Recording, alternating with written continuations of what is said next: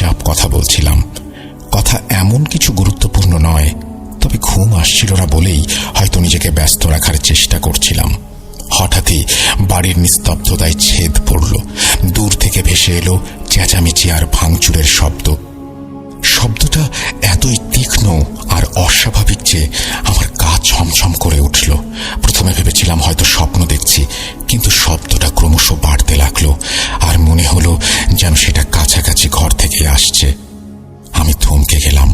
ফোনের স্ক্রিনের আলো যেন আরো উজ্জ্বল লাগছিল সেই মুহূর্তে। আশেপাশে তাকালাম, ওরা দুজন তখনও গভীর ঘুমে, কিন্তু শব্দটা যেন পুরো বাড়িতে প্রতিধ্বনিত হয়ে ছড়িয়ে পড়ছে। ভেতরে কেমন একটা অদ্ভুত অস্বস্তি আর ভয় কাজ করতে শুরু করলো। কি হচ্ছে? এমন কিছু ঘটছে যা স্বাভাবিক নয়।